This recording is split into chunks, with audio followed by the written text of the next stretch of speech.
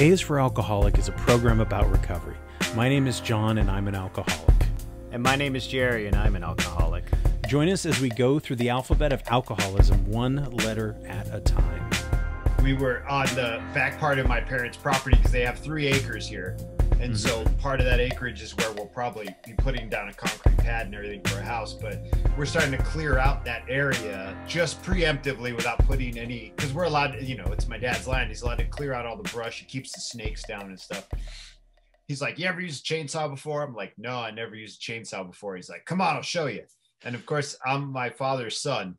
So I have to realize that even though I'm a 45-year-old man and an adult, I'm being spoken to like a child because I'm his kid. I would talk to all the same way. So he gives me a rundown of all the shit I'm not supposed to do with the chainsaw, or it'll kick back and it'll cut my fucking hand or cut my face or whatever. But it's weird shit like, don't stand on the log here, it'll pinch. Make sure to keep your legs out of the way. Make sure not to do this and that and this. So by the time I'm finally cutting the wood, I'm in the weirdest fucking position in the world because I'm doing all the shit he's telling me all at once. And I hate it. I have no control over the chain. It's uncomfortable. It's unwieldy. And at one point I stopped the saw and I look at him like, God, be honest, Dad, I fucking hate this. I hate this. And he's like, oh, okay, well, I'll find you something else to do. And he took the chainsaw away. And I was fine just throwing wood on this brush fire because we were doing a wood burn. And so I guess later on, like the next day, my mom's like, so your dad said he tried to have you use the chainsaw and you hated it, huh? And I was like, yeah, I didn't like it. It was uncomfortable. She's all, yeah, it's real sad that you didn't like using it. Like he he got fucking bummed that the experience was so negative. I guess for me, it wasn't negative. I was just scared. I looked at him like, man, I want to fuck these hands up. This is all I'm good at is using these hands, like right? What else if I lose a finger? Right. Or just at Costco pushing carts around my stumps, so today we went out in Gardner Canyon, which is east of the Santa Rita Mountains, which is down here south of Tucson. If people are from Arizona, they'll understand, but it's really high desert. It's really pretty. And we're out there cutting wood and my dad's like, you want to use the chainsaw? And I had to jump into it wholeheartedly to make up for it. And I cut so much fucking wood today with this chainsaw, like fear be damned. I just did it because I knew that I think in my own mind, it was like more important for him than for me. It was important for me too, though, because I was like, I can accomplish something, right? If I try it hard enough, I can do it, Sure. Like I don't have to be afraid. I just have to push that fear aside and be aware and be careful and like be really aware of what I'm doing and really cautious. Because usually you get hurt if you're not paying attention. You already know this, like riding a bike, running, you get hit by a car if you're not looking around, you fucking fall off the bike if you're not, you're not being aware. So I just thought it was funny to record it because my dad was like really disappointed because I've been butching it up like a motherfucker, dude. That's all I'm saying. I've been butchy as hell out here. Masculine. So he was, you feel like he was disappointed in you as his son, that you were like, I don't want to do this, or it was like he put you in a position that made him uncomfortable. It made you uncomfortable. It was the second one. But in my mind, because my brain's a little loopy, I thought it was the first one. Like, dang, I'm letting down my dad with this idea of like doing father-son, like masculine, like manly father-son work. But in all reality, he probably was like, fuck, dude, I had Jerry do something today he didn't like to do, and I feel bad. But in my mind, I'm like, dang, dude, I'm not fucking manning it up out there. So today I was at the cowboy hat on and boots on, like fucking, he gave me a cowboy. I have a Stetson now. Look at it's you. My work hat. It's my work hat. It didn't take you long, did it? Arizona's back. Yeah, dude. Stalker, Texas Ranger. I'm going to start Arizona calling Ranger. you Jerizona is what I'm going to start calling. If I could wear the hat right now with the headphones, I would, but. You just got to get some headphones that fit. I mean, there's got to be some podcast headphones for just cowboys. Like the Garth Brooks fucking, and I just do the whole podcast with the Bluetooth earpiece, the hat on. Every once in a while, I'll just push it up when I want to make a point, push it down but I'm really comfortable in the hat. Even I walked up to Megan and Megan's like, damn, you look really handsome today. And I'm like, yeah, because I'm a cowman. And she's like, no, you're a cowboy. And I'm like, no, I'm a cowman. I'm butching it up out here, dude. Got work pants on. I ordered work boots, like actual real honest to God work boots to do all this stuff out here. Because there's a lot that needs to be done. Right. Especially with building this house. We're going to be building a lot of it ourselves. Right.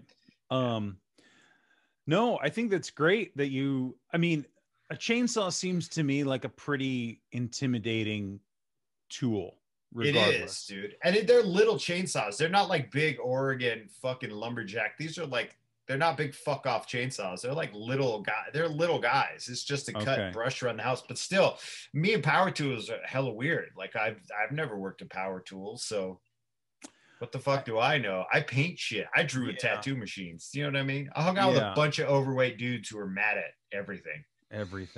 Yeah. I saw this thing on Instagram about it's basically like home tattoo kits and shit like that they're selling. Have you seen this? No. I should have tagged you in it or something. Should have. I would have been like, I think they were like temporary or something or some sort of henna, but basically like you just do it at home on yourself. And I'm thinking that's a terrible idea. Yeah, on so many levels. Idea. Well, if you're breaking the skin and tattoo yourself, that's dumb as hell. But you know, whatever.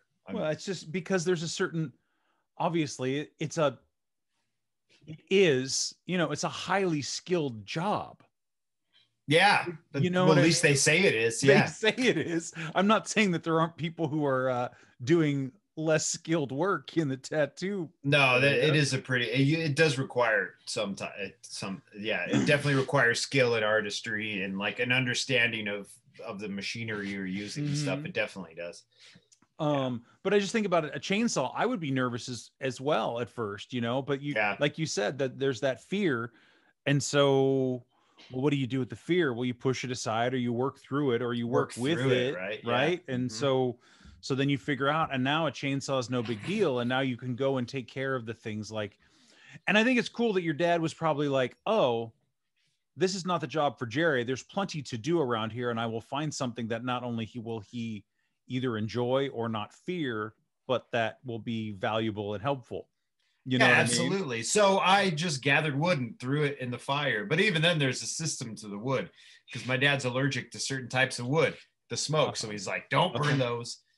Really? Yeah. Like he's allergic to the Palo Verde is this type of tree. It's a green type of mesquite. And when the smoke gets in his lungs, because he got the COVID fucked my dad's lungs up really bad. He's got like asthma from it now. And he has to take Benylin every day and shit. And the COVID really fucked my parents up.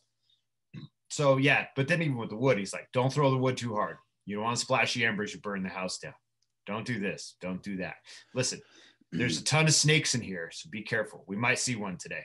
If you see a snake, don't touch the snake. I'm like, why touch the fucking snake, man? Like, are they? They're not poisonous, but they'll bite you, right? They're rattlesnakes. No, they're mad poisonous snakes in Arizona. Yeah, there's like 2 or 3 different types of rattlesnakes. We also have king coral snakes, which are some of the deadliest in North America. This whole state wants to kill you. It really does. And I came during a time of year where all the shit that wants to kill you is asleep. So we're going to kind of work our way slowly into it. Arizona is the Australia of the United States as far as wildlife goes. Our state language is screaming, you know. It's my favorite joke. But yeah.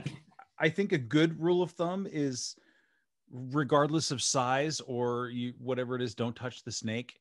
I mean, unless you shouldn't. I've seen little ones on the trail before up here. And you know, sometimes they don't get off the trail. It's like, this is my house, you know? And so, just stay away from them. I think it just works in all aspects of life. Just don't touch the snake. You can just use it anywhere in the life. So our letter today is D for don't touch the snake. Don't touch that snake. I know, I'm trying to loop it into recovery at this point, but it really is about, you know, man, I couldn't have done this before.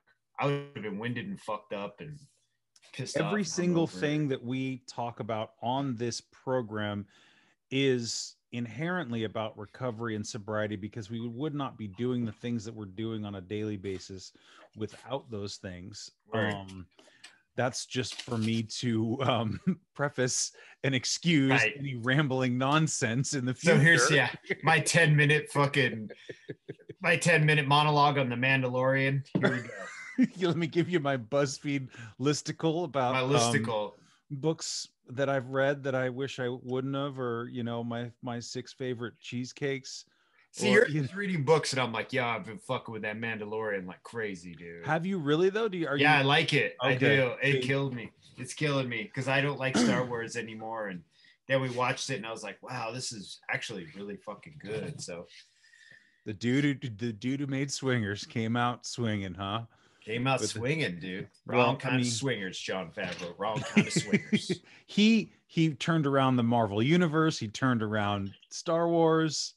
I mean, because J.J. Abrams, I mean, he took it, and I went and saw The Force Awakens, and it was, everything about it was good, but I wasn't like thrilled. You know, it was all really well done and well put together. I was like, oh, that's a really nice building, but I wasn't awestruck by it, and it didn't make me feel anything. I know exactly what you mean. Yeah, none of the Star Wars movies made me feel anything. But The Mandalorian, Mandalorian's good. It's different. It's a different animal. But yeah, but the new Star Wars movies were pretty, and they had pretty parts in them. But honestly, the old Star Wars movies weren't good either. None of them were good. I don't think I've ever seen a Star Wars movie where I'm like, that should change my life. When I was 10, I was like, this is my fucking jam. Let's go have a sword fight in the roof. But as a grown man, I'm like, this is like pop art. And but I don't know. There's nothing really compelling about it. It's just very pretty, which is cool, man. Hey.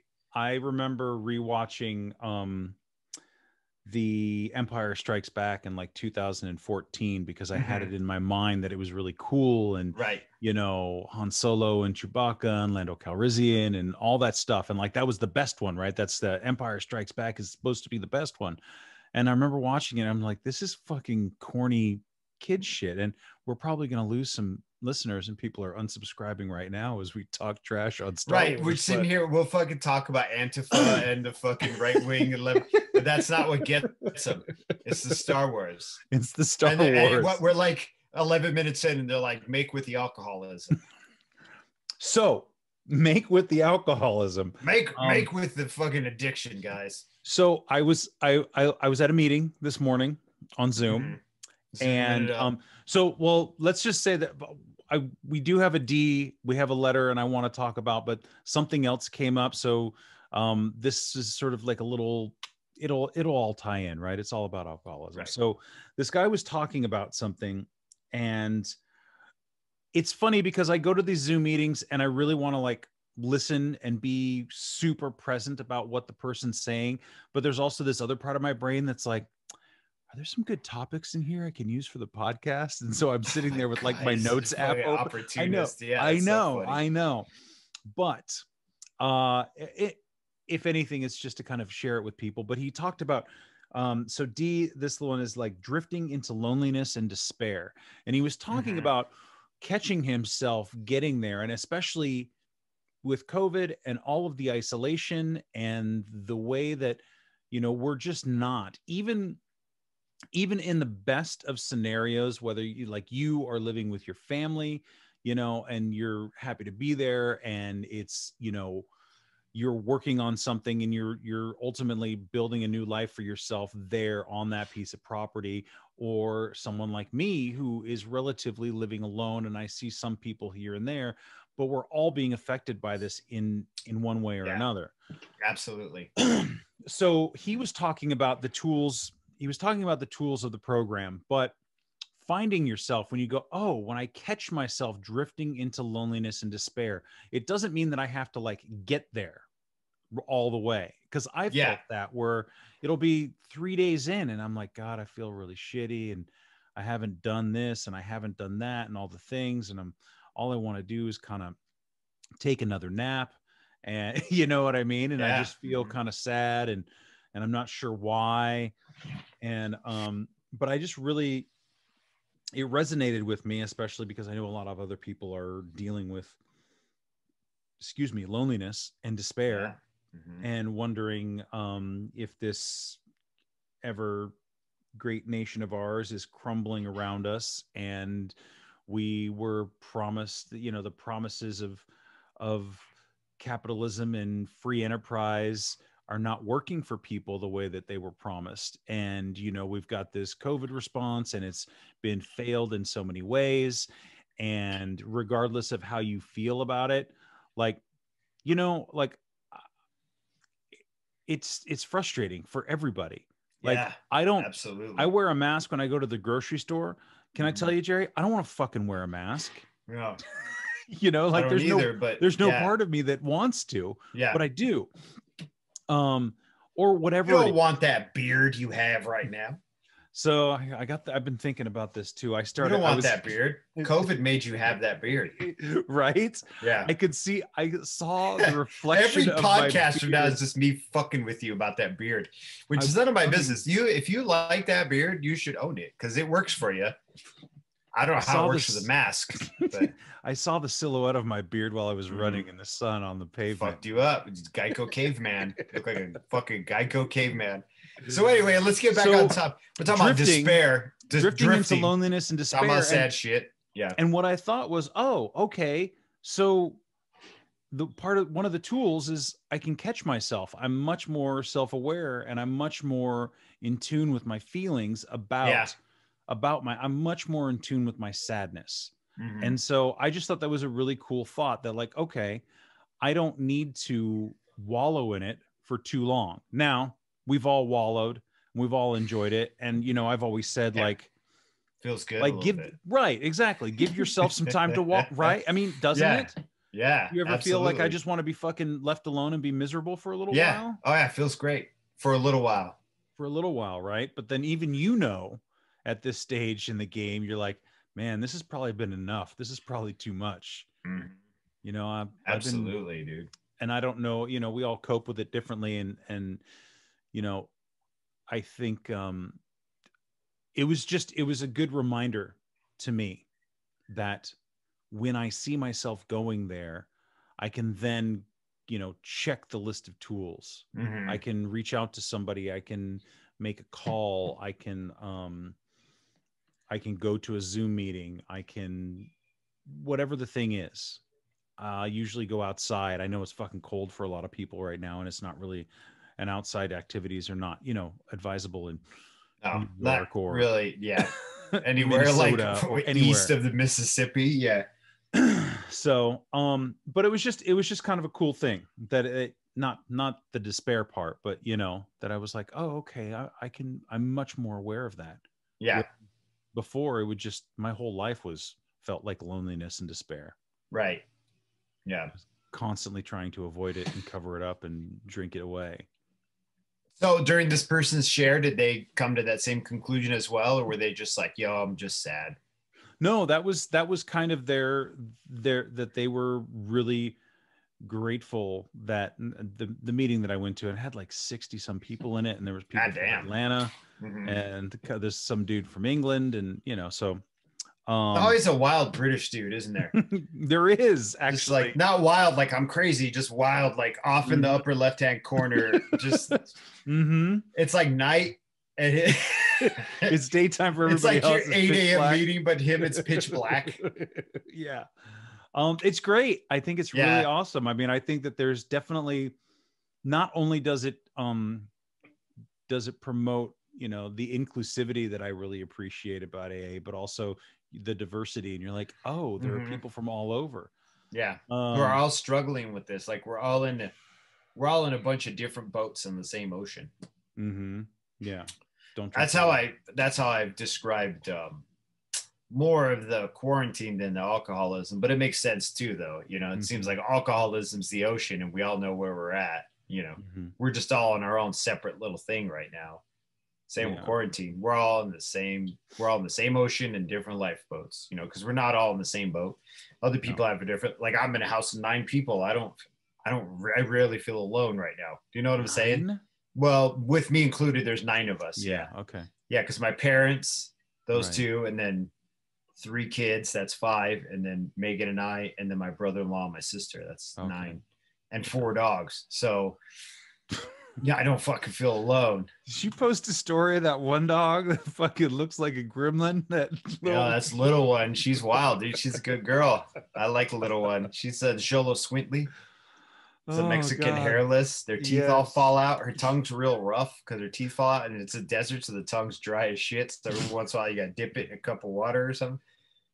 That's poor dog. She's a real sweet dog, though, man. She's great demeanor, real friendly. Yeah, she's my mom's like like she's my mom's like familiar, like follows her around. She like follows Leanne around. This whole environment I'm in is so different than like even the beginning of this podcast. Not even beginning, like from the end of the last podcast where I was in an empty office because I was looking at some of them last night and I was like watching the office I was in just get emptier and emptier and emptier. And I just looked more and more fucking tired. If every podcast was just like, okay, John, let's just fucking do this already. Mm-hmm. But yeah, man, I don't know. I was talking today about you, because my dad's in recovery and we were all talking about it. And I was talking about my brother-in-law and he's saying the first time he met my sister, he met you as well. Oh God. And it was for my birthday party. Yeah. And he was like, I didn't like John. I know. Like, I didn't like John at all. He's like, I just kept hearing how cool Naked John was. And then when I met him, I just felt like he was just putting on a play for everybody. It's like, I didn't feel like he was being sincere to himself. He was just putting on a play. He started taking his clothes off. So I left because I was like, oh, I guess John's just going to do the thing that everybody says he does. He's like, and then I met John up in Seattle again, and that's when I really liked him better because he seemed to be putting the play on a lot less.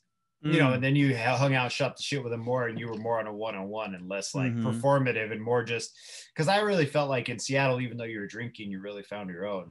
At least you were starting to find your own, at least build your own mythology as to who you were instead of taking cues from us telling you what your mythology is as a person.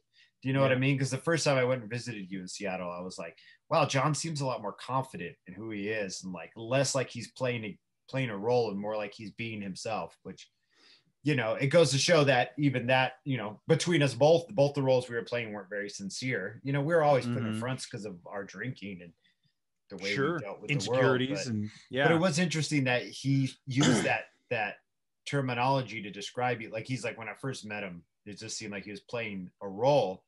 And then I said, that's really interesting because John now seems so much more grounded, like he's so much more in tune to who he is as a person, like he's not putting on a role. He's just John. He just loves to do the things he loves to do. And he kind of fucked his body up. So it's hard for him to do those things sometimes. Yeah. Yeah. It's funny because I have that feeling about your brother-in-law too. And I don't remember the instance of meeting him at first, but I remember the reaction I got from him was that he did not like me. Right. It's just really weird too, because you guys have shared friends. Well, and that's Vegas. that was like, and he's really close with some of your shared friends ago. Yeah. So, I mean, that was so long ago. And obviously, that feeling is still just kind of in my head. And we have, right. He has a different opinion now, but yeah. Sure. So to get to the meat of today's episode, is for D. I wanted to talk about drugs, Jerry. Yeah.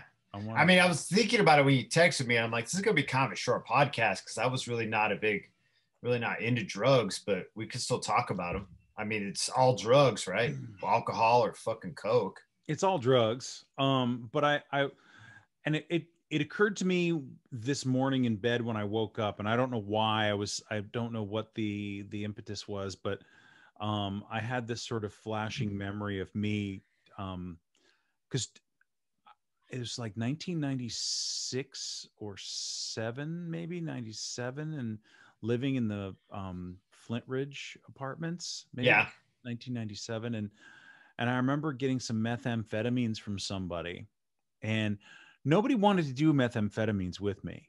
They were like dirty. Yeah, it was dirty. It was gross, but we always called it, and it was speed. And I think we always used to call it like white dope, so that whatever it was, it could be speed, it could be Coke, it could be anything. Right. But I just have this memory of like being in my apartment. And I don't know why my roommate wasn't there. I don't know why Danny wasn't there, but I was there for like 2 or 3 days, and I was just snorting lines. And I remember like I had a couple of my favorite porno tapes, right? Like back when that was a thing. Oh yeah. And so even if I wasn't actively engaging in, self-gratification, it was like and I couldn't because I was so fucking high. Right. There's just sex still happening on TV. I was trying to channel some sort of gritty, dirty, gross, and I succeeded. And there's some, there's like nobody watching. Oh, you're writing. Oh, you're setting the mood. Okay. Let me set the mood here. Fucking snort and then fucking Butthole Bungalow going on. And I'd put music on or something like that. And so like, it was this whole thing where, and I look back on some of the journaling, the notebooks, and a lot of it is unintelligible. Absolutely. And even if you could make something out of it, there would be nothing there. I mean, other than just somebody who was insane out of their head and, trying to recreate some sort of pseudo wannabe intellectual Kerouac, Bukowski, whatever. Gritty, right? Gritty underbelly of the world. And there, as I am just some kid in an apartment in Eugene, Oregon, thinking snorting meth and watching Seymour Butts videos. Yeah, basically. And but also, I wonder why I didn't get further and deeper into that kind of stuff, because I could have, other than maybe it just wasn't around. Maybe I just didn't have access to it, and alcohol was always available. Yeah. But also alcohol was always more fun because I did like to be social. I did like to be outgoing. Yeah. I did. I'm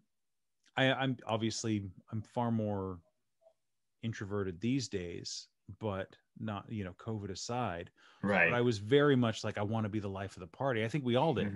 Yeah. And so, and I think we've said this before, that the drugs were always just an impetus to drink more, and I don't think absolutely I don't think were you ever somebody who like sought out like cocaine? No, or it was always. But if it were there, I would do it. If it were around, and mostly I do it just to feel like I was part of the group. And then I realized the side effect of feeling like part of the group is that I could drink more. Like all of a sudden, clarity was there, and I was like, wow, I can drink like 8 or 9 more whiskeys. I could drink the rest of this 5th. Or whatever it was, but it was more like you guys would do it, or my friends, down here in Arizona when I was living here would do it. And I wanted to be part of the group because I would never do a lot. Like you guys would fucking cut these big old rails and I'd be like, just a little key bump. But then I would do like 8 key bumps in a row. So you're like, why don't you just cut a rail? And I'm like, oh, I'm good. Just, I'm just going to rub a shitload of it on I'm good, on my gums or whatever. Right. But, oh man, that was too much to make. That just was a hangover enhancer. That was like the MSG of hangover enhancers, dude. You know what I mean? Like it just brought the hangover way to the forefront, where I felt like not only is my serotonin all gone, but my entire life was just this hangover, for like a day. I messed with a little bit of crystal meth in Tucson, like down here when I was writing graffiti as a teenager, but that just made me feel like I drank a bunch of rock stars. You know what I mean? So also I wasn't doing very much, but right. I was never like drugs. And the reason why was because drugs required a lot more effort. They did, right? Like I could go buy a 5th of whiskey and I was not going to go to jail for buying a 5th of whiskey. Like I could go to the store, buy the 5th. And as long as I didn't get in trouble between the store and my house, I was good. You know what I mean? But yeah. Hi, Mom. My mom is in the podcast now. She's all, who's he talking to about drugs in there? Myself. Yeah, just in here. Just in here. But yeah, dude, like if you go and buy fucking dope, like you'll get busted just for buying it. Yeah. You know what I mean? Like, you make a good point. I just go to Circle K and buy fucking 10 tall boys and be set, And then I don't want to go to jail. I want something if I were going to go to jail from alcohol, it's because I drank the alcohol, not because I procured the alcohol. So there's a lot of work. And also nobody was going to rob me. Right. I was going to go buy a 5th and someone was going to run up and punch me and take my money in the 5th, like it was just so much low stakes for a good buzz. Yeah. Yeah. That makes a lot more sense too, is that it's just, there was always this sort of level of fear that I didn't want to get myself in too much trouble. I was definitely scared of jail or getting hit in the face or getting robbed or having somebody pull a gun on me and all these kinds of things. And so you're right. It was much more low stakes and easy to get. And therefore we'll just go get drunk, But I think that's also like the deviousness of alcohol, is that it is so low stakes to get. And it's just as dangerous as any of that other shit. Yeah.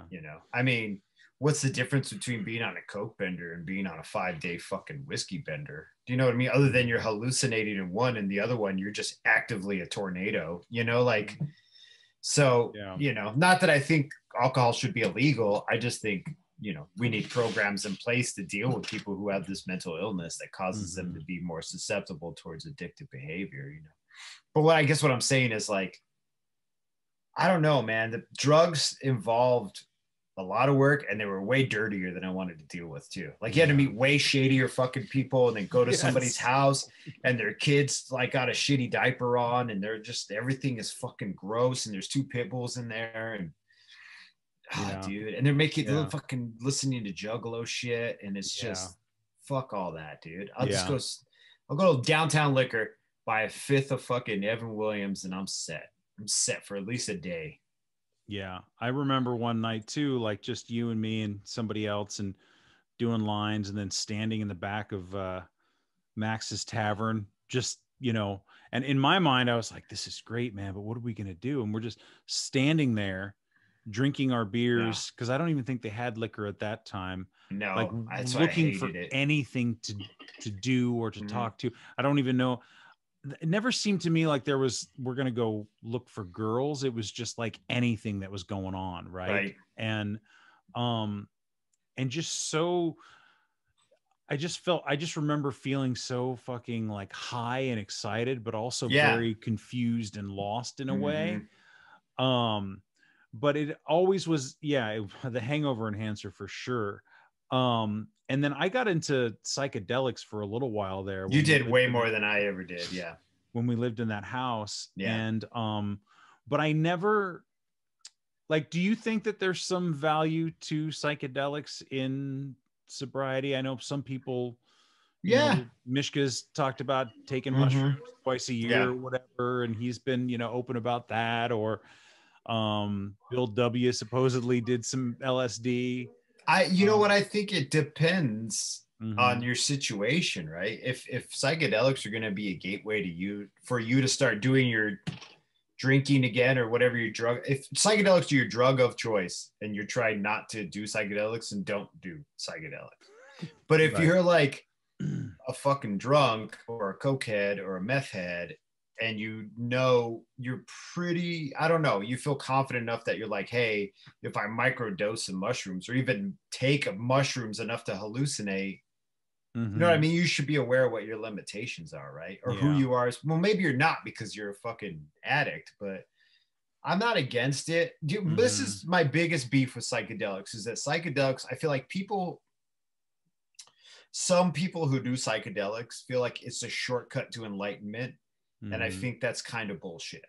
Like, I knew a guy who would meditate all the time, meditate, and then he would do DMT, and he would, of course, see like the fucking crystal elves or whatever the fuck you see on DMT, and then get all high and mighty and superior that I wasn't doing DMT. Oh, you should do DMT so you can figure it out. You can unlock a lot of shit about yourself. And I'd get so frustrated because I'd be like, dude, there are monks out there who can achieve the same effect you're achieving through discipline and meditation, but you're an American, so you're trying to fast track it by using another culture's drug. Do you know what I'm saying? And I'm not saying that smoking DMT is cultural appropriation, but I'm like, you're basically taking ayahuasca to get the desired effect of what you need quickly. You're doing the microwave of enlightenment. And I just don't fuck with that. Like, that bothers me, because the high and mighty shit off of it, the superiority of like, I have done psychedelics and I've been to the other side of the mountain. That to me, anybody being superior about anything bugs me.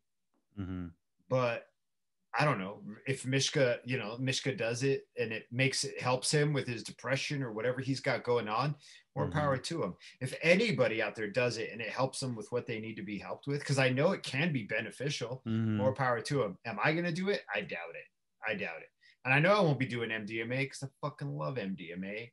And I always fucking drank and did MDMA. So I'm not going to be like, let's take some ecstasy and figure out your depression. No, because I will be fucking dancing with no pants on, rubbing my dick and balls and crying probably. Drunk. And as far as like, mushrooms and LSD, like LSD always made me feel really gross. Yeah. And mushrooms always made me feel very anxious. And they were like, well, you need to freak out so you can confront your demons. And I'm like, I fucking do that every morning, dude. Like, what the fuck are you talking about? I don't need to have an emotional breakdown to know that I have problems. I like look in the mirror and like, hey, you're a fucking fuck up. I do that. I used to do that shit all the time. I'm good. Yeah, we were just talking about it the other day. I was talking about it with somebody and about mushrooms in particular, and about it being sort of this medicinal and healing thing, and like under very specific going out into nature and having it, and not just eating, because I would just eat an entire eighth and then right house party. Once again is the question within recovery, when does it become not recovery? What if you're not taking it? What if you're taking it recreationally and not for medicinal purposes, but you're not abusing it in the sense that, do you know what I mean? So where are the lines drawn? I guess it's all personal preference. It's just like people who hit me up and tell me that they're sober adjacent. You know, they're like, hey, I listen to your podcast. You guys are really helpful. And I'm like, cool, congratulations. How long you been sober for? And they're like, oh, no, I'm still drinking. You know, and I'm like, and I have no judgment on that. I'm like, well, cool, good for you. You know, if you're able to drink in moderation and then listen to us and be like, oh, okay, well, these guys have some good ideas. I really gel with it. Well, that's fucking rad. You know what I mean? Or if you're thinking about not drinking anymore and you're listening to us, you know, you'll figure it out in due time. I don't know what I guess my point was, within your recovery, it depends on what your own personal definition of it is, right? Yeah. And I think those memories I have of doing mushrooms and LSD and like coming down off of an LSD high at like 8 o'clock in the morning, drinking Budweiser to try to calm down so I could go to my job at the coffee corner. You know, like there was never a feeling of trying to find some remotely higher level of consciousness. It was you just wanted to see weird shit. You just wanted to do Fear and Loathing in Las Vegas, but do Fear and Loathing in my apartment in Eugene. Yes, basically.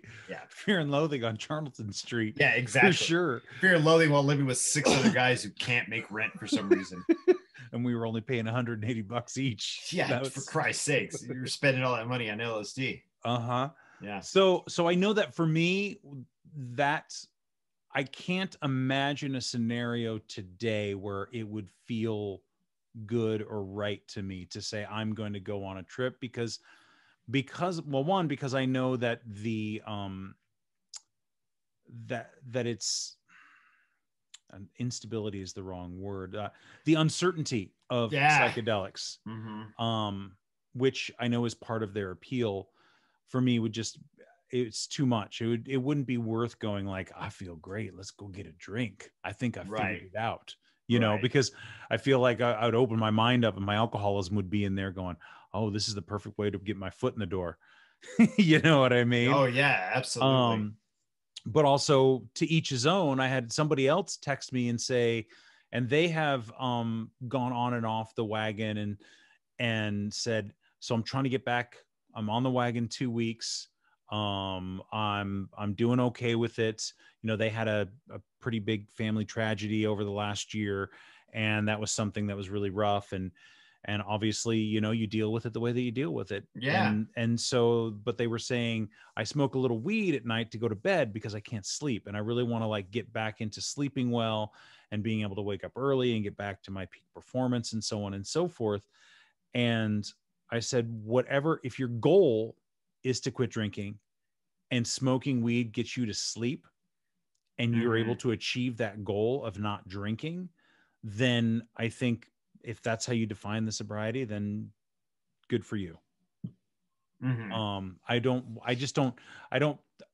want to be accused of, and nor would I ever think of it as some sort of purity test. Like you're not sober enough or you're not. Yeah. Well, why would it ever? Yeah. If anybody is doing that shit to you, it's bullshit. Like, yeah, that's not if sober. You're trying your best. But then again, like I'm not the gatekeeper of sober. My sobriety means something different to me than it does to you, right? Yeah. Like when I first got sober, I had to smoke weed to go to sleep. Right. You did the same thing. The marijuana, and I didn't quit marijuana because I felt like I was becoming dependent on it. I quit using marijuana because there was always this fine edge of anxiety. Like every time I smoked it, I would get really tired, really fucking anxious and really tired. And so I was like, great, now I'm super anxious and tired at the same time. So it's just like the Always Sunny in Philadelphia where they sniff the glue and eat the cat food. And he's like, you're going to feel really, really, really, really sick to your stomach and a little bit tired, and then you'll be able to go to sleep. And she's like, yeah, but don't you think all these cats meowing is because you're eating all the cat food? You know, it's like that same problem you're just making. Yeah. And that's what marijuana was to me. It wasn't that I was like, man, if I could be high forever, I would. No, it was like, I feel like I'm going to freak the fuck out every time I use this. And it went on for a few months, but I just couldn't physically was like, I was weird, man. Like, but it helped you sleep or it didn't? It did, right? Okay. Like my first like 2 weeks sober, I would pass out at 5 o'clock in the evening. My body would just go to sleep. And then I'd wake up at 3 a.m. and stay awake from 3 till like 7. Wow. You know, until I would. So my sleep cycle got all fucked up from the alcohol. And then after that, I just was having a hard time. Like I was still having night sweats and some mild withdrawal. And that's what the marijuana was helping with, the withdrawal, the night sweats and like not sleeping. Alcohol fucked my whole sleep cycle up. Even to this day, I still realize that alcohol has fucked my sleep cycle up, which is weird because do you know what I mean? Like, it's hard to explain, but the way I used to sleep, I would just, and you know it, we would pass out. You don't go to sleep when you're an alcoholic. You just fucking, you're just unconscious. You just go unconscious and then you come to, you know? Yes. So even now, like in the depths, I know exactly that tongue and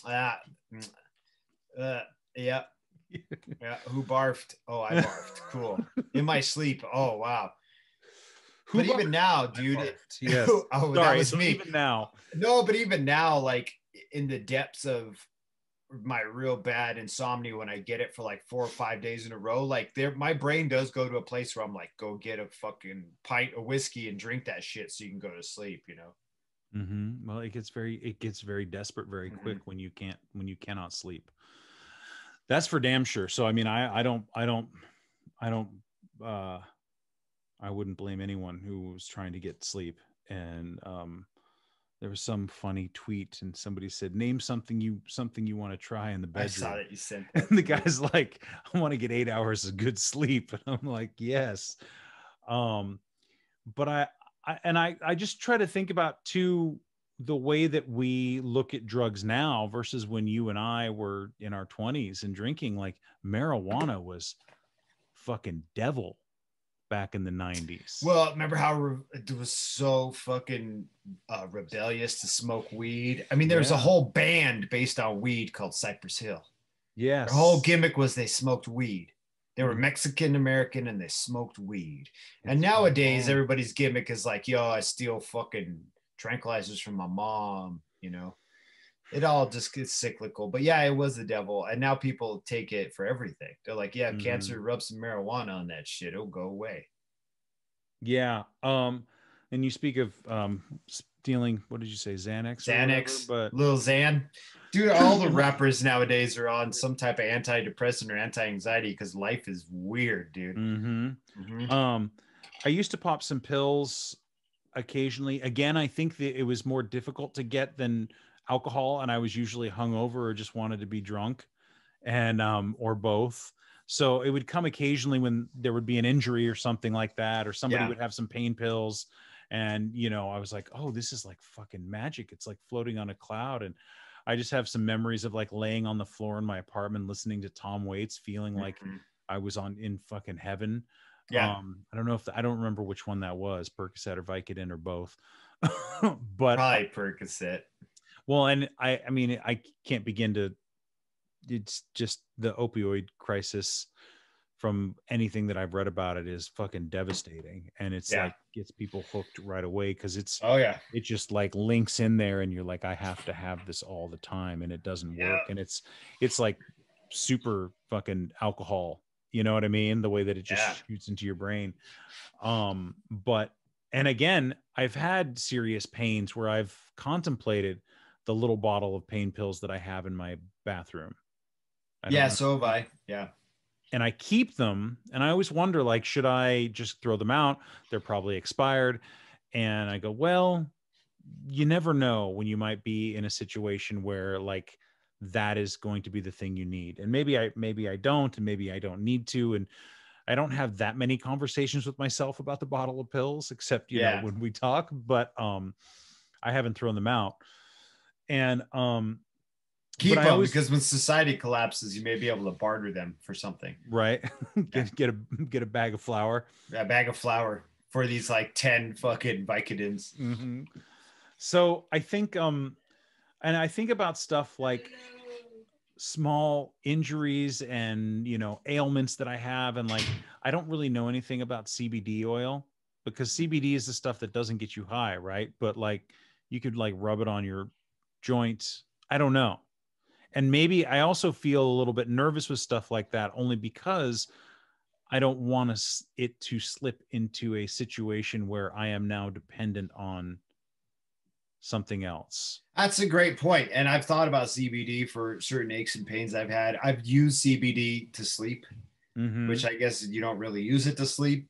I think it was more the marijuana that was helping me sleep last time I had insomnia, because I was buying CBD like atomizer cartridges for a vape.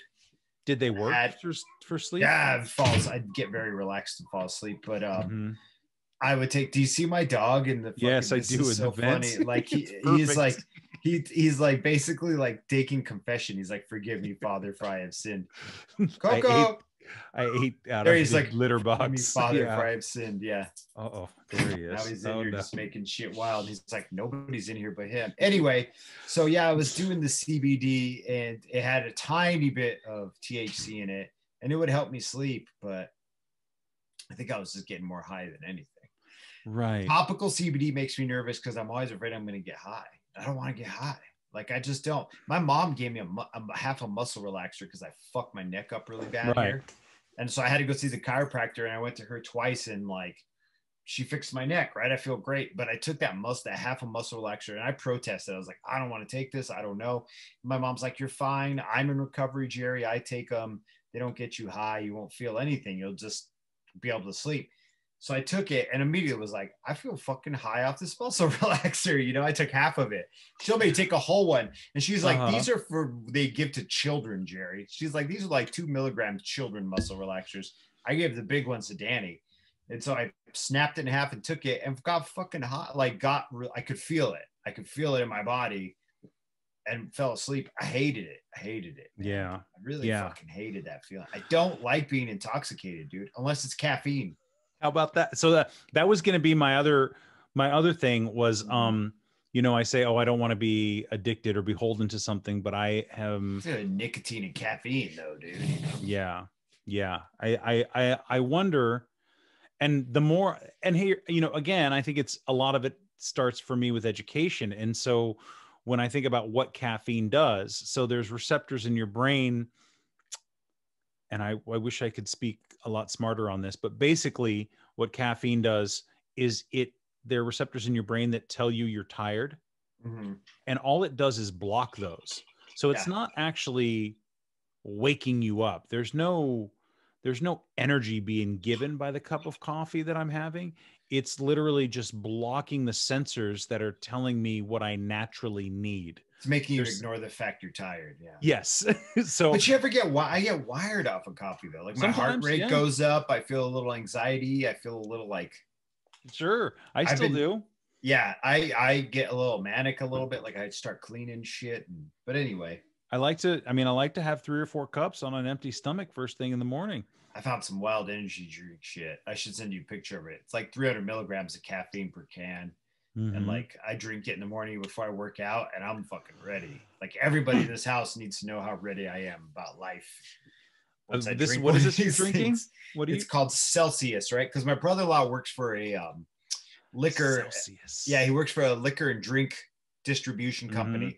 Oh, he's like your Budweiser guy. Right at your bar, you have your guy who sells you all your Budweiser and shit like that. If it's not Budweiser, it's some other alcohol distribution company. But they also do energy drinks and soft drinks and sparkling waters and shit. So he brings home like flats of this stuff called Celsius that has like taurine and caffeine and vitamins in it and shit. But it's really good. I like it. I like it, you know. But yeah, I drink those. Like if I go for a run, I drink it before I run.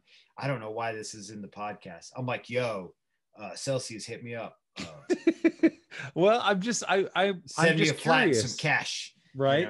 Yeah, I'll send you a picture of it later. I'm curious because I mean, I don't know. I mean, I'm assuming that there's probably 0 calories on this if the way that you're talking. There's 15 calories in it. Okay, that's fine. But that's like I'm allowed. Spinach. I'll burn that exactly. I'll burn that in the first quarter mile. If you'll burn that waking up and stretching. Yeah, I'll burn that waking up and stretching exactly. But yeah, I think about that stuff. I used to take guarana root, which is stuff that they usually put in some of those. They put them in some of the energy drinks. I know some like Red Bull and shit like that. Yeah.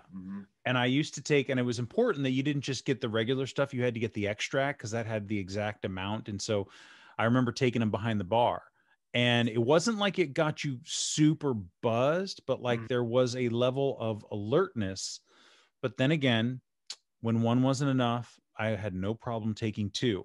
Right. But but then it was like, and I remember, I think I took 3 one night, and it was like, I started to feel that kind of like jitteriness and that like somebody call an ambulance. Yeah. But then you just have a shot of Jägermeister and mellow, a level out, right? Yeah, you just turn to switch the dimmer halfway down, dude. Yeah, I hear you. But see, I do this with coffee now too, though. Like I absolutely do. I'll take one and then I'm like, I'll drink like, do you know what I'm saying? Like I'll drink half the cup and be feeling it pretty hard. And like I will be like, fuck it. And I'll drink the rest of it and take it way over where it needs to be, like absolutely that, dude. I do that with like Diet Cokes, anything. It's that alcoholic is still in my brain, not making me, but like I do shit because of my brain. I had this thought the other day about my brain and my behaviors and like these separate parts of my personality and everything. And I realized that like this is going to be so fucking stupid, but I realized like I am my brain. Like it's not about the physical aspect and the arms and legs and eyes and nose and mouth and everything. Like I'm like literally everything I am is my brain. You know what I'm saying? And like everything else is meant to just keep the brain moving and functioning. It was a really weird thought. And maybe I was taking some psychedelics, who knows? But I was just like, I am my brain, dude. Like, so at this point, like with its faults, and the parts I can help and the parts I can't help. Because at the end of the day, dude, it's all about attitude, right? Like it's all about our attitude and shit and the way we perceive things. And we're in charge of ourselves, right? Like I'm in charge of me and you're in charge of you. Like, yes. And I always thought it was a cop out when they were like, oh, well, no one can make you mad. Only you can make you mad. But there's a truth. There's a seed of truth of that. There's an absolute seed of truth. Like the way I react to you it's all dependent on me. Like it's the way you wake up, right? It's all like, see, now I'm doing the weird psychedelic thing, but it's all serenity prayer shit, Yeah. That you're accepting the things you cannot change. And you know what I mean? Which is, okay, let me center myself. You know how you're in a meeting and they do the serenity prayer? Yes. You ever have the one person who chimes in and says the little extra things in it? Well, they'll say, God, grant me the serenity to accept the things I cannot change. And someone behind me will be like, you, the courage to change the things I can, me. Have you ever heard someone do that? No, I haven't. Okay. Know the difference, which is what I guess I'm trying to get down to is like my weird roundabout way of trying to grab onto it, which is the reason why I do things, I'm compelled to do things is because my brain is set up that way. Right. And I can't help it. It's just me. It's who I am. Now, my choice is like, how do I react to that? How do I deal with that? How do I cope with that? I guess, and that it's just that thing where I'm like only in charge of me. There are certain things where it goes out, like mental illness. Of course, you need some outside, intervention. Like you need help with certain types of mental illnesses. I really honestly believe addiction is a type of mental illness, but if we can manage that and learn how to manage our own emotions, like, we'd be killing it, you and I think so. What I'm hearing in the way that I'm going really weird. I dug a hole. I'm sorry. No. That's okay. Hole. Well, you talk about, I am my brain. Right. But then you say, I have the choice to react to the way my brain is wired. And so yes, in a way, the way that I see it is my consciousness. Right. Right. So if my brain is just the part of the machine, the I that goes, I am going to react to the thought because I did not have the thought. My brain had the thought. My brain is wired in a way that makes me think I want more than a normal person. My brain, right, you know, exactly. I think about it with food, right? So food, yes, it's like it fucks me up, and I don't know how to. And I need to either figure out a way that my consciousness can better interpret and make better decisions around the way that my brain thinks. My brain is like, let's go get a bag of those fucking salted roasted cashews and we'll just go sit in the parking lot and we'll eat the whole thing. I know, right? You know, or, you know, I was in, you know, and I have to do this every time I go to like, and not, I don't do it very often, but the last time I was at Safeway and I'm like, Halo Top, ice cream. And I'm like, let me just go take a look and see. And then I'll say this, I'll say if it's on sale, I'll get some. Right. And then I go, no, it's not on sale. And I'm like, thank God, because I would have bought some and I don't really want some. And then there's this other one that says like, it has some little number on it. I'm like, is that 40 calories a quarter? How much is that? And I look at it and I'm like, no, it's like 40 grams of carbs or some bullshit. And they're always trying to like scam you into thinking that it's not a calorie. And I'm like, and it's unmanageable then. That's the thing though, because you can look at it and go, okay, I got issues with the way I eat, but can I manage it? And so what you're telling me is you're like, I have problems with moderation. Yes. Right? My brain is having not only problems with moderation with drinking and drugs, but also the way I eat, which is a bitch because you got to eat, right? Like you can't not eat. And then on top of that, like your behaviors around it become unhealthy because you're trying to like bargain with yourself constantly instead of being like, hey, I need to eat to survive. And also because I enjoy it to an extent, but the way your brain is working is like, not only do we enjoy it, we want it all fucking right now and maybe some extra, right? Yeah, that's a trip, right? So but you already know, the pattern. You've seen the pattern because you've done it with Tito's. With Tito's. So it's like there's fucking beer, the thought in my brain, and then there's the consciousness that's up here somewhere. That's sort of like when you talk about I have a choice to react to how my brain has this thought. Yes. So that's how I separate the two. But then I even have weird. It's always about ice cream, you know, like that's just it is. Whatever, ice cream man. And cashews, man. It's I can only laugh because it seems so innocuous to me, but to you, it's like this is just a serious shit, right? So kind of. But at the same point, you can't be really too frustrated with yourself because it's not like you get mad at yourself every day for being an alcoholic. It's not like you wake up and you're like, fuck you for being an alcoholic, you know? No. So you can't really be like, fuck you for loving ice cream too much, you know, or fuck you for having an unhealthy relationship with food, you know, like, because you are your brain can't help it. Yeah. It's just the way the meat in your head happen to have those set of hormones or chemicals or whatever it is, you know, that gives us a consciousness. Like I used to get really mad at myself for being an alcoholic, and I still do sometimes. I do, because I'm like, and I think I said it last podcast, I like squandered a lot of opportunity in my life and I feel really bad about it, you know, but I also have to like forgive myself for it, which is what I said last time too, because I'm like, hey man, I am what I am. Fucking Popeye over here. Which always makes me laugh. It just always reminds me of a drunk person pissing in the, like Coda pissing in the backyard. And you're like, Coda, why are you pissing in the backyard? And he's like, I am what I am. I am what I am. I swear to God, he's done that. But I am what I am, and you are what you are. And so you know it. You know the answer to it. You know that. But with food, it's a bitch because you're gonna have to practice moderation. You know what I mean? And that's a motherfucker. And I'll just have to figure that out. You know, it's little things, and I always am. I am constantly looking for excuses, and I'll give you an example as my little. Okay. Well, I was going to say, you also may have to, and I don't mean to interrupt you, but I just got to get this out while it occurs to me. You may have to sit down and redefine what is appropriate to you. Do you know what I mean? Or what is manageable to you? Because with alcoholism, our unmanageability not only affects us, but it affects our outer circle and the people who love us and care about us. Now, your relationship with food and sugar affects how it's manageable to you and what's appropriate to you. Do you know what I mean? It's not like your actions around sugar are affecting your relationships with the people around you, you know? So it's also what is manageable and appropriate to you. You know? Right. Not at this level. I mean, I think if I were to say I was eating too much sugar and I had too much weight, it might, you know, being overweight for me there were moments where it affected my sex life. Oh, yeah. So, true. I mean, there are certain levels. And so I feel like sugar is a hell of a drug. It is. Yeah. I feel like so I wanted to give you this example about how. Okay, please. I didn't mean to interrupt you. I'm sorry. No, I'm glad that you said it, and please, it's not a problem. So there was this. So I'm always interested in like alternative meat and alternative dairy. You know, right. I'm predominantly vegetarian. Like I'm not here to promote any of that lifestyle. Like whatever, it just works the best for me, and it's how I feel the best. Right. That's what I've learned. So I don't usually fuck with much meat, and I don't fuck with much dairy. That being said, you know, ice cream is loaded with dairy and with sugar and all that shit. So that's what makes it so fucking good. Right.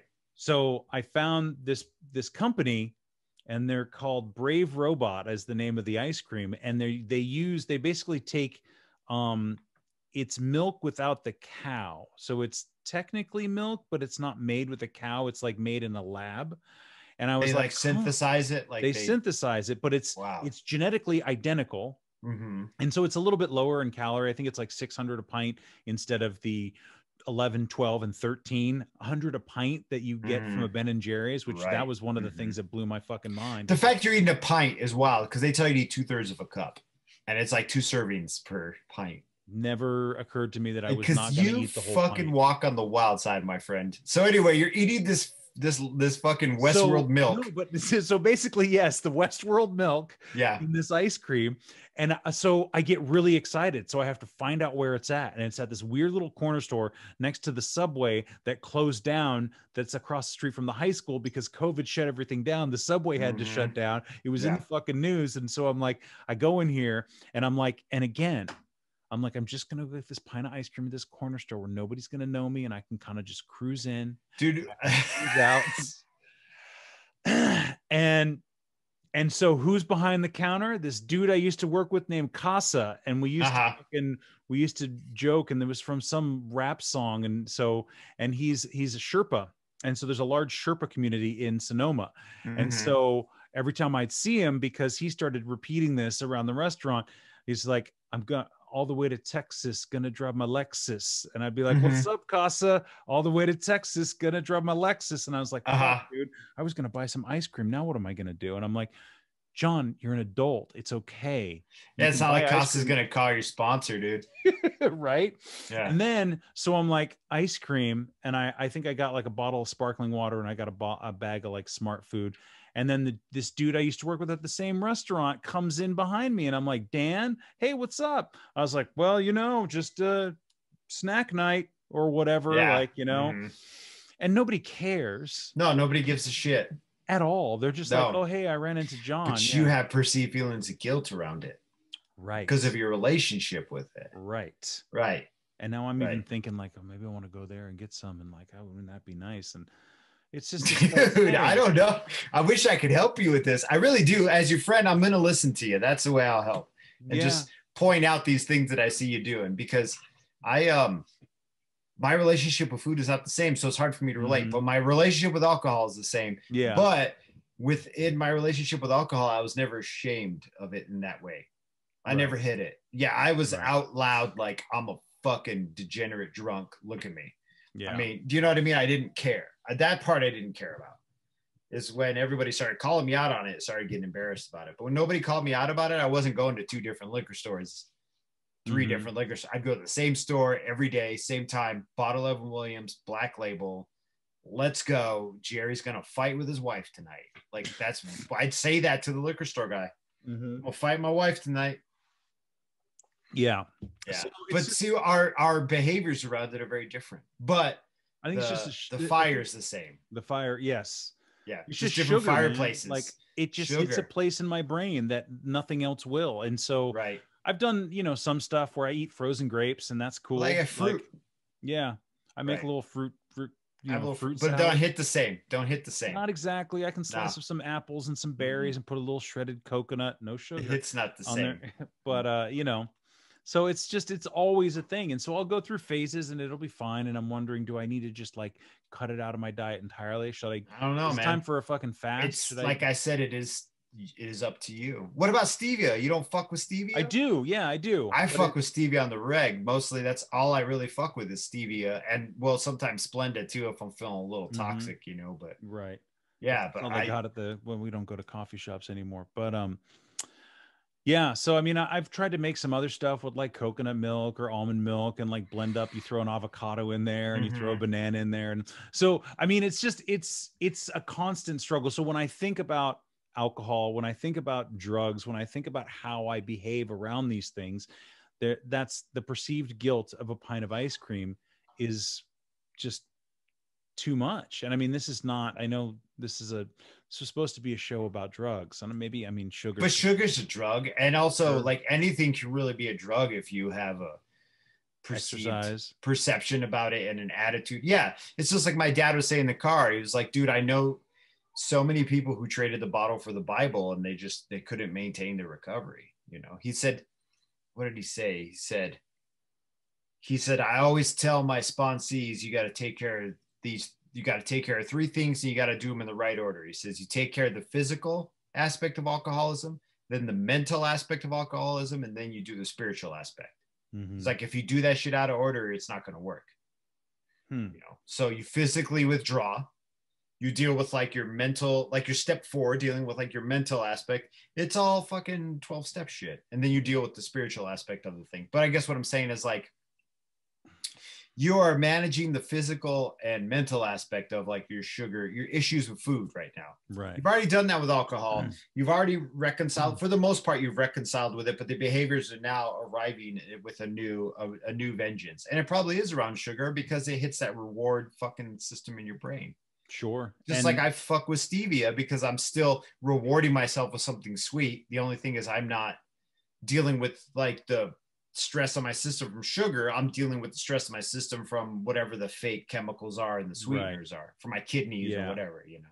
Well, and there's just these huge long swaths of time and days where I'm not doing much, and so I'm not accountable to anybody. And so it seems, and I really am working on not being too hard on myself because I'm still going out there. We're in a quarantine, dude. We're in a quarantine. We're fucking locked down. You know, like I don't have a job. I still go out and go running. You know, I did 4 miles today and it felt pretty good. Yeah, I was noticing too, I really love running on the highway. And I know that sounds insane, but there's plenty of what do you call it? Shoulder. Yeah. But it's super flat, smooth. And this is why I think Arizona would be amazing because it's so flat, you know, dude. But, hey, Coco. But so I was just like, that was really, there's just this stretch of road where I can literally, I don't have to think about anything but the body mechanics, and I can just let myself go. And it's really good because of how smooth it is. You're going to love it. When you come visit me, you're going to love running here. Hold on. Give me 1 second. Yeah. Let that little bugger out. Gotta go. Oh. He starts like crying, dude, banging on the door. Yeah. There's a grate in the door here. Nobody can see it. If you're watching this on YouTube, it's hilarious. There's a grate in the door to let airflow in so the house can circulate air. And he like sticks his little face against the grate and like bangs on it. He thinks he wants in, but he doesn't really want it. Well, he comes in and then he hears my wife or something. It's like, fuck, the party's out there. And so he wants to go let out. But anyway, yeah, there is something great. Dude, I don't like running uphill. I was fucking with that treadmill the other day. I still haven't done a mile on it yet, but I do my circuits of lifting weights and then I run. I go 5 miles an hour for 3 minutes to get my heart rate up. And then I go back to lifting weights and then in the break because I'll repeat the same circuit, 3 times. That's why I posted that on Instagram of me running on a treadmill because I was like, this shit looks funny. I got to record this. It must look dumb as shit. And I did. I was like, I look weird. My running stance is weird, but here it's great. If you come visit me, you'll love it because it's real flat. All the hills are super gradual and like they're just straight tracks here. That's just a straight track. You just run. You don't think. You find your rhythm and you keep that rhythm and you just keep running until you get tired. And then you walk and then you go back in your rhythm again. That's how I do it. So, I mean, I want to, because I deal with a lot of hills and I don't mind them so much, but it also doesn't get to that moment. There's that sense, because again, I'm a very emotional person. So like when I run, I'm looking to like release some of that emotion, or when I'm feeling emotional, I need to eat my emotions. I hear you. No, it makes sense. Yeah. And I don't need to beat myself up about it because it doesn't help me get any further down the road into the goals that I'm trying to Address the problem. If it's a problem to you, it's unmanageable, then figure out your way to address it and deal with it. That's all you really can do. I have to deal with the spirituality of my ice cream addiction.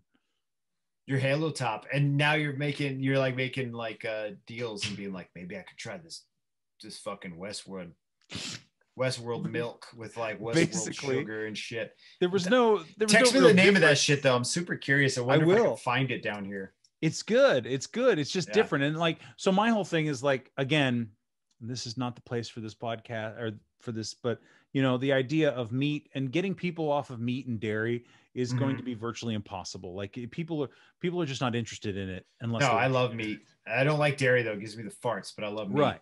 Yeah. But you know, people in America love their burgers. And so just had one today for lunch. Right. Exactly. At some point, all these cows are going to be unsustainable. They already are. Right. I'll eat the fake meat though. If it's comparable, I'll fuck with it. So Mosa meat, it's identical. And so they make this ground beef in a lab. And let's do it. See, you heard it here first. Recovery, recovery community of whoever. I don't know where you people come from, but yeah. Well, I just know that for me, like I keep my eye on that stuff because if they have an IPO, I want to invest in that kind of shit because I really feel like that's going to be the future. Is going to be meat in a lab, and I know. Well, hit me up, but HMU, dude. Let me know because I'll throw in some money too. So we'll be living out in the Mojave Desert, some fucking storage containers, houses. Yeah, start making turquoise jewelry, and boom, dude, I'd love it. Being out in the sun, love it.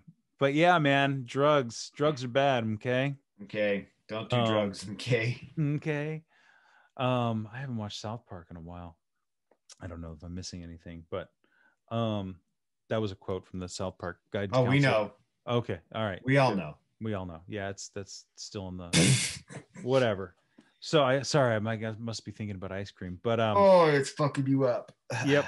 Well, I will we'll talk again soon. I'm going to hit you up with that information. And again, I think what we've surmised in the last hour plus is, your definition of sobriety is your definition, and whatever, you require or want or desire, right? Like it's right. What do you desire? Is it just to quit drinking and smoke a little weed before bed? Then fucking A, then you have succeeded. Who cares? Yeah, just don't drink. Yeah, just don't drink. So I think that's it. I think it's just simply the definition of success, and it sounds kind of corny, but that's it. Thanks again for listening. Our music, as always, is by Neglect. You can find more of his stuff at neglect.bandcamp.com. And you can find us on all social media platforms that matter: Instagram, Facebook, and Twitter.